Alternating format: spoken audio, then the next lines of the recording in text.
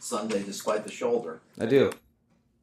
Excellent. And with Jalen Wright, would it seem likely that you give that more time before throwing it back in there?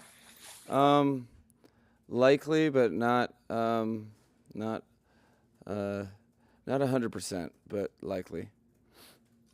Are you ruling Austin Jackson and Darren Waller out? Yeah, they'll be out for this week. And Benito Jones. Yes, Benito as well. Mike, there was like a players only meeting with, the players. What's been the energy now as they're getting ready for the home opener, and what are you seeing as the leaders start to step up even more? Well, I think I think player-led meetings are important. I think the gravity of this one in particular, it's something that we've done in the off season. It is a part of how we do things based upon my beliefs, and what maximizes investment is ownership. So I think it's important that players feel they have the ability and the desire to do that. So that fires me up. But in terms of, I think it's a little blown out of proportion with regard to the necessity with the whole framework of NFL season. It feels a lot different than 0-1 based on how we lost. So I think, and there's natural things with that you those guys wanted to make sure everyone was on the same page and moving in the same direction. But that being said, you also have to have the sanity of recognizing, okay, you are 0-1. It's one game, and we have 16 guaranteed ones left. So we need to get our ducks in a row and make sure that what happened before doesn't happen again. So I was happy with that, but I was more happy with the way guys approached their jobs, connected throughout the week. Just a quick follow up. I'm sorry, just a quick follow up on that. Is there a sense of urgency, to not fall 0-2 in the season? There is like a random stat, like if we're thinking statistically or numbers wise, of like less than 20% of teams that go 0-2 don't make the playoffs. Do you guys add an extra level of urgency to try to get a win at home? I think guys are human beings. Guys put a lot of work into the team, and we didn't collectively show it at all week one. So that's urgency enough, I think. Not delivering on a product that you take pride in extreme fashion. That's all the motivation that you need. I think it's important to not make or to keep a balance in the NFL season as the haymakers of opponents and problems that you have to solve come, and you have to have a supreme focus at the team that you're playing. And a lot of times, if you start thinking about a ton of other scenarios and 0-2 or the things you brought up, what's lost are the details on the opponent that you're playing that doesn't care about any of those things. So we have a division opponent that we have been versing ourselves in, that we have a lot of history with the team, and they have a new complexion, so we've been diligent about that, and we'll continue on our third day of practice today. How often are these players-only meetings occurring in your tenure? Because I remember them being a thing last year, just didn't gain as much attention as this one. I think every year there's been some to some degree. I think it's important that the leaders of the locker room have a voice that's heard, and one of the ways they can do that is isolate the players in the room and have a very transparent conversation. I think those things, that they've been a part of really all the teams that I've been on that I can remember, and it's important that when you have those, I didn't even ask what was going on in the meeting. Didn't really care. I knew I was going to be at practice, and I'd see how people responded, and regardless whether or not they responded to my team meeting or the player-led meeting or whatever. I wanted to see a unified effort on the practice field moving forward, and we've had 2 days of that. So was it the chicken or the egg? Team meeting, player meeting. Regardless, we had stuff to get done, and we're in the process of doing that. Mike, I know obviously you're trying to find ways to give the offense a spark without obviously talking anything about Sunday game planning, of course. Going up tempo, having a faster tempo, is that something you've given thought to? Do you think no huddle, rapid pace could be something that would work with this group? Yeah, I think that's something that's always been a part of our offense. I think, and it's all good until I think last game we had 2 up tempo turnovers.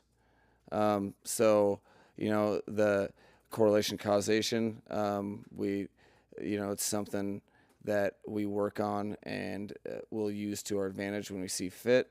And there's always pluses and minuses to anything. I think tempo offsets some of our motions, so that's good. But regardless, plays are plays, and you have to be responsible with the ball to win football games. So we'll be focused on both huddle and tempo plays, protecting the ball and doing right by the team, and that will be how we get a win. Nothing else. Can you explain what you mean by tempo offsets some of our motions?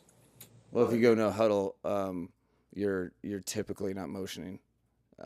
If you go to the line of scrimmage, so I would say that it inherently tempo adds non-motion plays and snap counts adjustments because you're not at the line of scrimmage moving 1 or 2 players, which makes it can make your motions more powerful if you're trying to keep the defense off balance, and henceforth tempo, you're getting to the line of scrimmage and you have to adjust how they play. So with that, it's you have different form of communication. It's a different set of challenges, but we've always done it. I think the most we ever did it was probably Pittsburgh 2022. That game we did it a bunch.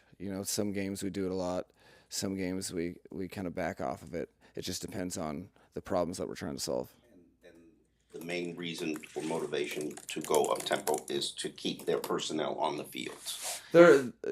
There's some sometimes you can avoid it's old hat, but you avoid complex rush patterns and personnels, which can be a motivation when you keep your group on and go from no huddle from second down to third down. There's times that maybe you think the defense is just out of shape. Maybe you think that they struggle communicating when they don't have more time between snaps.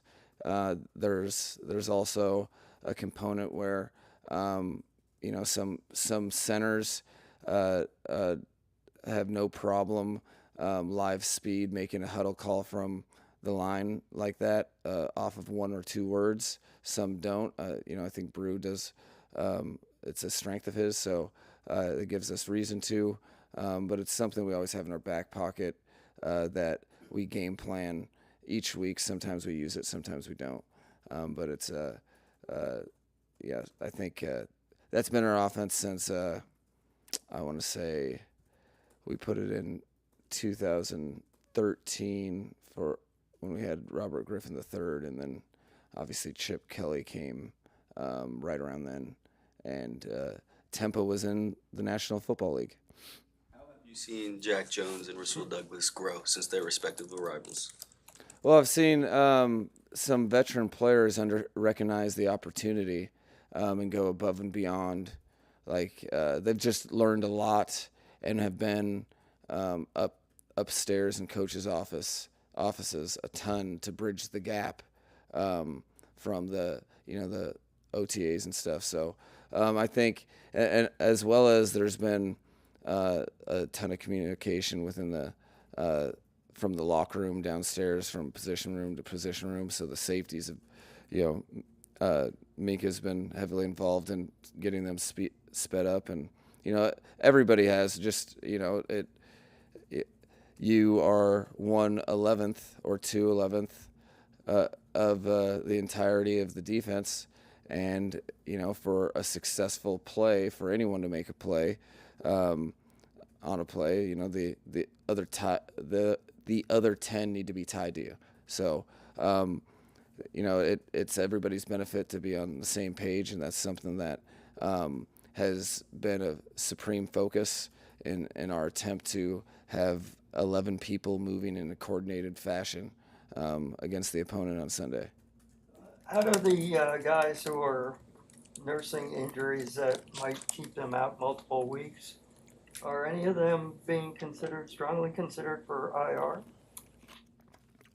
Yeah, I mean, we consider if you have a player, it's injury timelines, and you're trying to figure out, okay, it's you can benefit your roster if that injury is concretely 4 weeks or beyond. And so, yeah, we consider all of the injuries. What you don't want to do is put someone on IR and then find out a half a week later that they could have been back 2 games before that. So that you're trying to, you're measuring the inexact science of medicine or whatever, and you're trying to figure out if you can help your roster in the short term, or if that's going to hurt you, and particularly that player. I struggle robbing players of the finite opportunity of playing in NFL games. So it's easier when you have some absolute certainty, and that's where we usually make that move.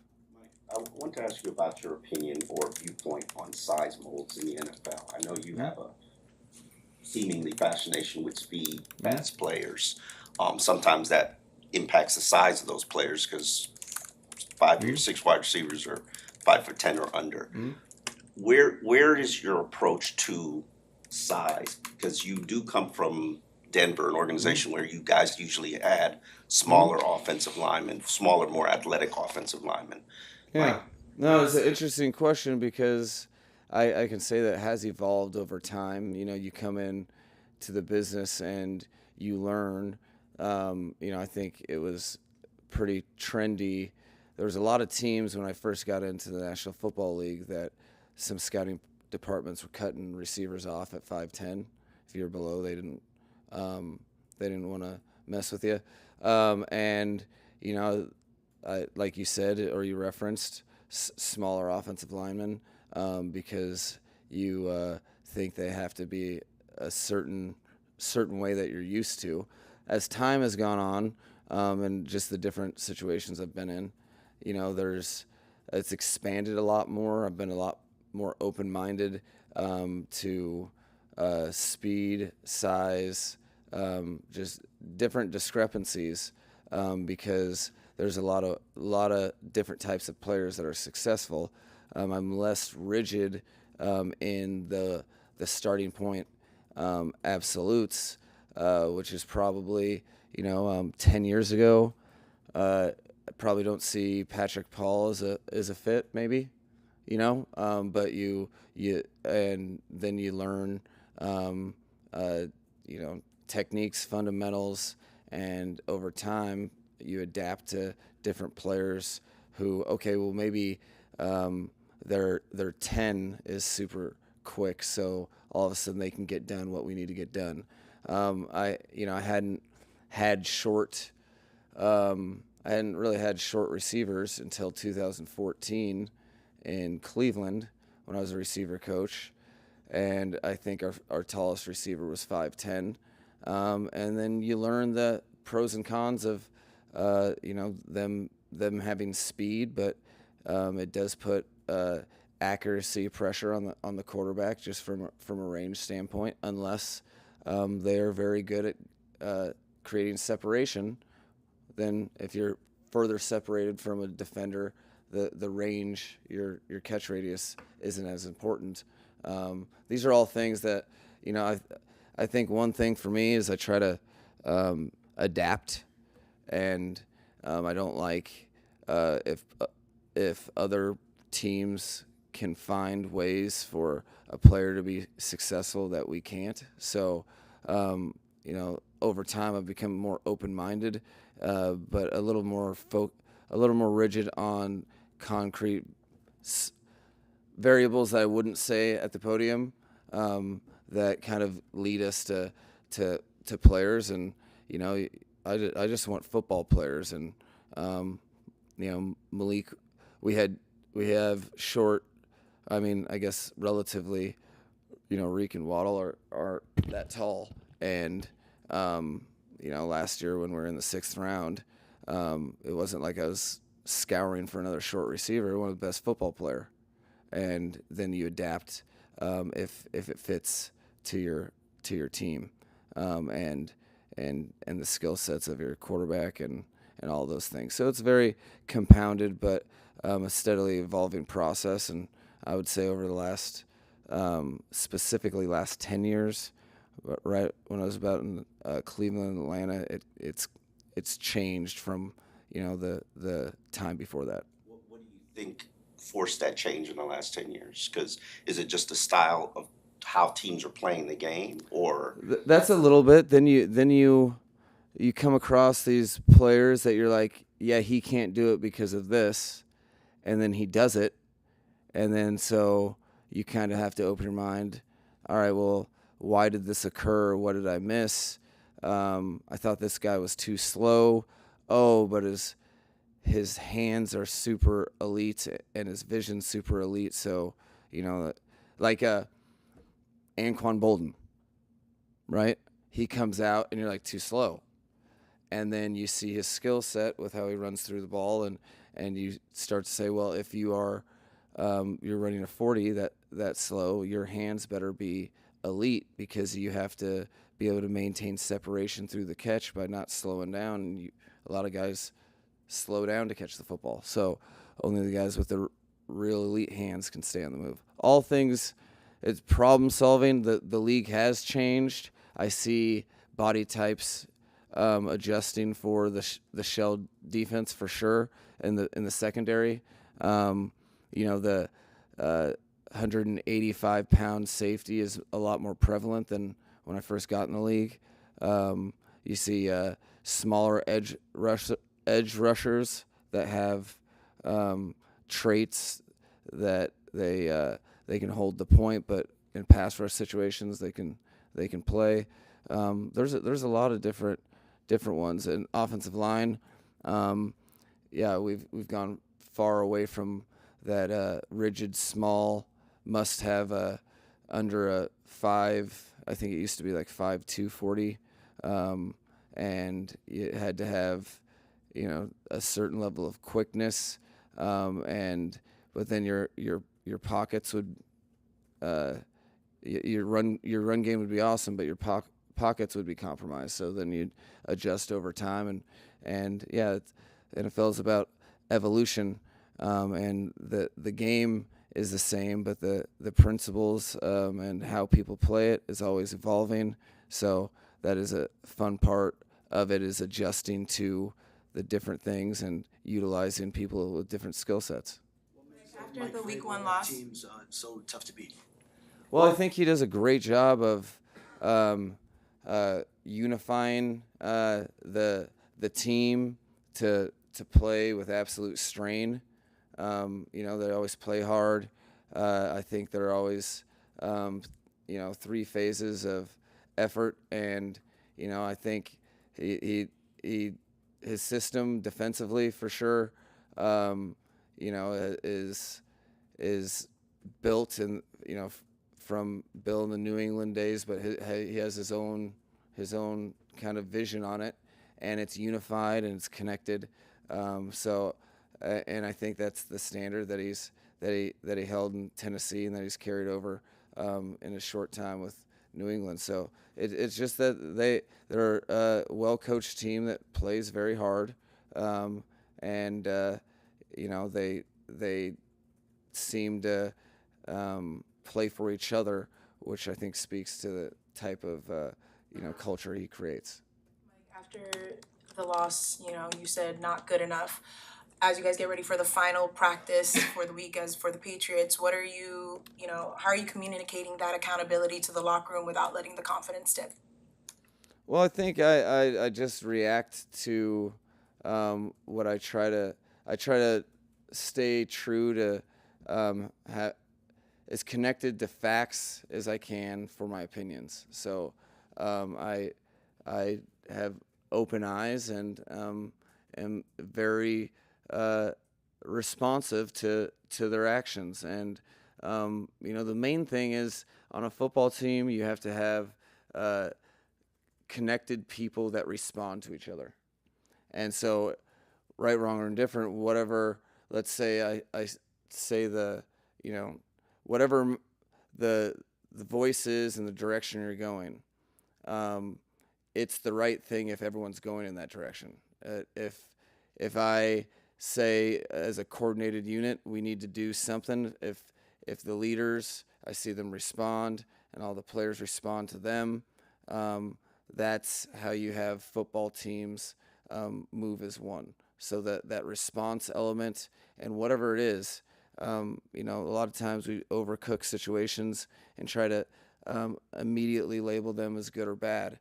And then over time, we're like, man, that whatever thing that I thought was good ended up hurting us, or vice versa. So, bottom line is I'm just trying to see people respond to me and to each other. And I think they've done that thus far, 2/3 through the week, and that's what I'm looking for again today.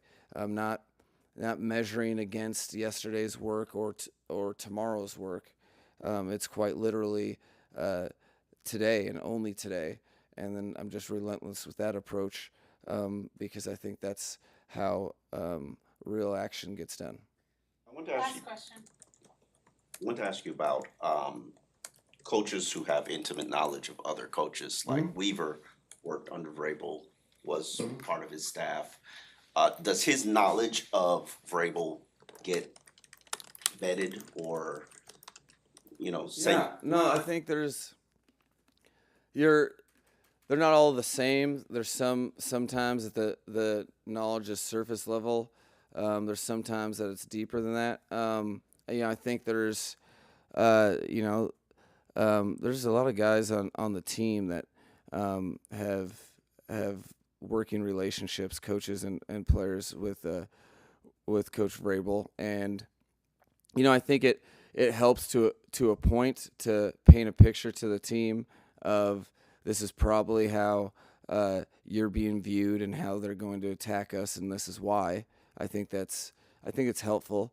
At the same time, most of the time, if it's really good information, it just matches the tape.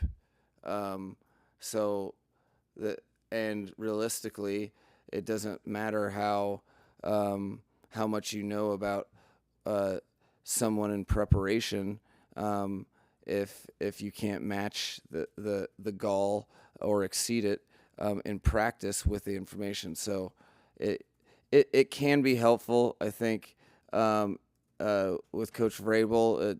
The guys that have been around him kind of know his consistent speed. So that is it is good for and empowering to the players when you can kind of illustrate the plan of action from them and then teach yours. But at the same time, it only goes so far because